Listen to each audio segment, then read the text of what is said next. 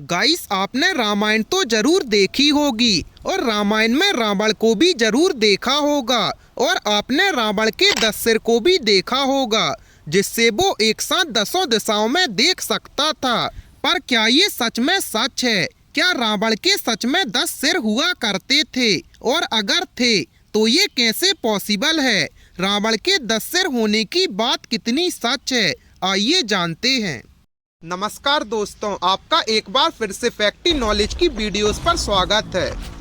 Guys, कहते हैं कि रावण के 10 सिर हुआ करते थे। क्या सचमुच ये सही है? कुछ विद्वान मानते हैं कि रावण के 10 सिर नहीं थे, पर वो 10 सिर होने का भ्रम पैदा कर देता था और इसी कारण से लोग उसे दशानन कहते थे। कुछ विद्वानों की माने तो रावण 6 दर्शन और 4 वेद का ज्ञाता था, इसलिए उसे 10 कुंठी भी कहा जाता था। 10 कुंठी कहे जाने के कारण प्रचलन में उसके 10 सिर मान लिए गए।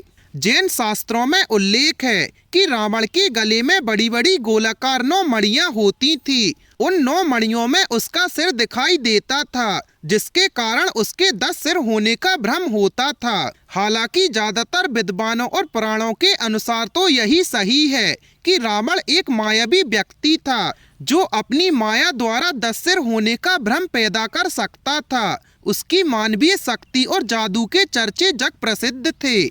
रावण के 10 सिर होने की चर्चा रामचरितमानस में आती है। वो कृष्ण पक्ष की अमावस्या को युद्ध के लिए चला था तथा एक एक दिन क्रमवश एक एक सिर कटते थे। इसी तरह 10वें दिन अर्थात शुक्ल पक्ष की 10वीं को रावण का वध हुआ था, इसलिए 10वीं के दिन रावण दहन किया जाता है।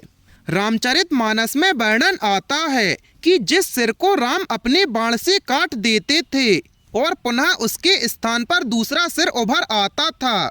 ये सोचने वाली बात है कि क्या एक अंग के कट जाने पर वहां दूसरा अंग उत्पन्न हो सकता है।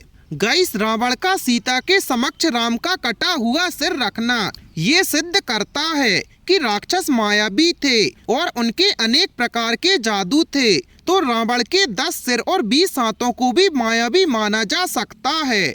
गाइस, आपका इस बारे में क्या राय है, हमें कमेंट सेक्शन में जरूर बताएं और ऐसी अमेजिंग फैक्ट्स के लिए अपने चैनल को सब्सक्राइब करें।